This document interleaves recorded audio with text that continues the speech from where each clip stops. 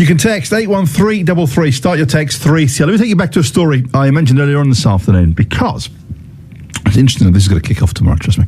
The scientist, Richard Dawkins, is causing a bit of controversy with some comments he made about Down syndrome on Twitter. Now, he was responding to someone who said they would face a real dilemma if they became pregnant with a Down syndrome baby. Richard Dawkins told them to abort it and try again because it would be immoral to bring it into the world if you have the choice.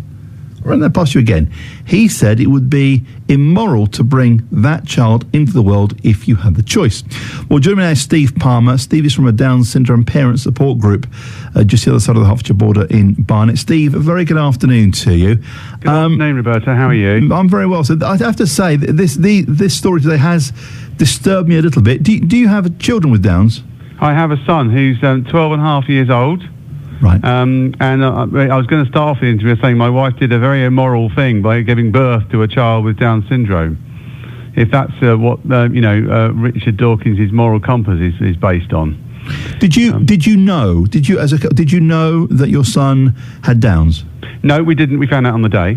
But I don't make any distinction, actually, when I talk about this sort of thing. I always talk about a new diagnosis. You might find out on the day. You might find out when you're newly pregnant. You might find out just before you give birth. Whatever the situation you find out is in, that's the important time. And the massive concern I have about this story is that imagine if you're a set of parents with a new diagnosis, and your family are waiting to hear the good news about the pregnancy or the birth. How are you supposed to react when you hear this sort of ridiculous negative speech or whatever happened on Twitter?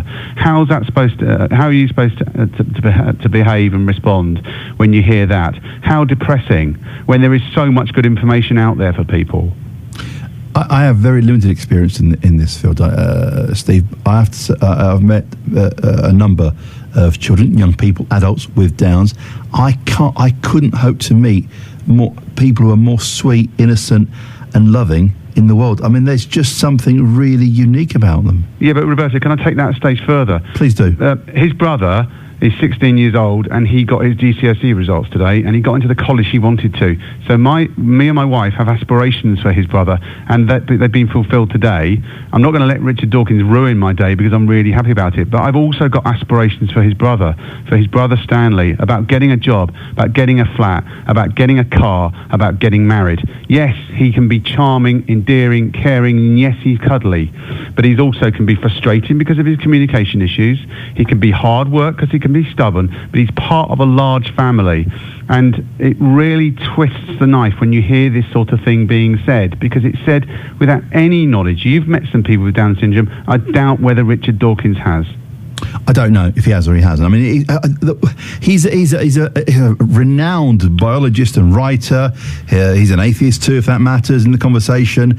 And he's been having this conversation. And the thing is with social media, when you say something, the whole world gets to hear about it. If you say something that someone doesn't like or does like, it is flashed around the world. It's interesting because clearly you've taken great offence to this, and I understand why.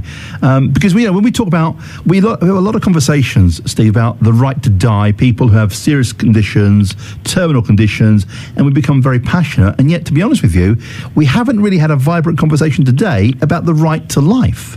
Yeah, which is what this is about. And people have asked me that before, but I'm not an expert in that area. What I would like to talk about is the Down Syndrome Association's take on this, is that all prospective parents begin accurate and up-to-date information. And what's just happened that's fascinating in Pennsylvania is that they've passed a law. It's not a pro-choice or a pro-life law.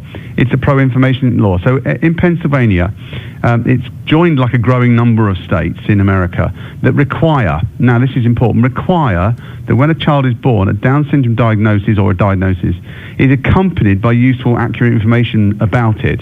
So the GP, the equivalent in America, has to give out accurate information or they're breaking the law. Now, I think this is a really interesting and positive way to look at this, rather than just saying, oh, well, yes or no to the birth, because life is more complicated than that. My life with Stanley is much more complex than that. But can we just take it, you are very involved, emotionally and morally involved with this because of Stanley, and that's it.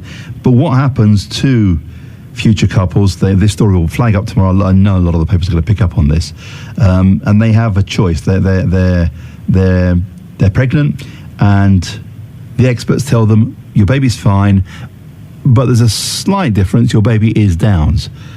What then? Do they make a choice?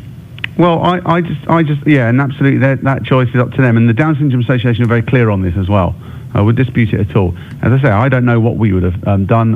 Luckily, I didn't have to be placed in that situation. The diagnosis was on when he was born. There's a downside to that, of course, as well. You didn't have time to prepare, But it's about having the support, and there's no excuse not to get that. There's so much great support. There's a scheme that the Down Syndrome Association runs called Start It Right, Tell It Right. A bunch of midwives are trained up in any location that asks for it in how to deal with the situation when the child was born. I have to say, when Stan was born, it was a North London hospital. It wasn't particularly well handled, but this is 12 and a half years later, and I know things have improved. So the exciting news is that there's a lot of information out there. Our group in Barnet got a phone call or an email about a year ago from a brother of somebody. I think they lived in Watford, actually.